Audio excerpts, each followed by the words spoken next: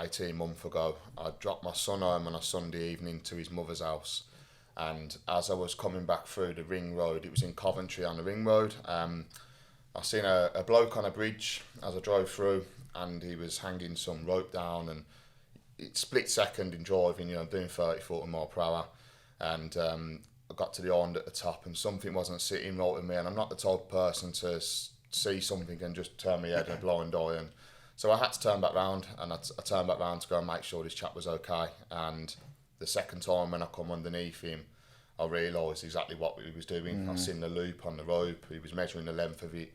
So I automatically knew what situation I was in. I pulled the van up, and it was one of them over the ring road bridges, so it was like a ramp all up to the top.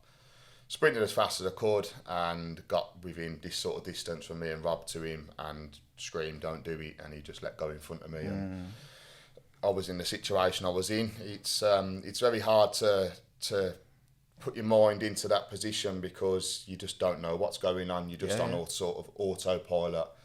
Looking back on it, it's helped me understand me as a person, as a character, how I am. I always thought I'd be the type of person to get involved with something if needed to, but that very much proved to me that if someone does need me help, which I know I've done over the years, but something so hard like this, I'm not afraid to get involved and try and do something to help. It was a very hard time. It was, at the time it happened, I was going through some of my own personal stuff anyway.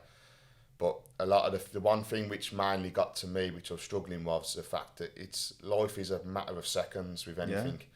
And I was struggling still with the fact that if I'd seen the first time round, I maybe could have got to him instead of doing a U-turn on the island and coming back on myself. But I ended up, sort of having to forgive myself because I knew I did all I could anyway. And there's nothing more I could have done. Exactly, I could have just drove home and been none the wiser, but I got involved. I tried to help the bloke, and unfortunately he must have been going through some stuff which he ended up taking his own life, which is an awful shame. He weren't much older than us either. He was 38 years of age. It's the same age as me. Yeah, so it's very surreal to see.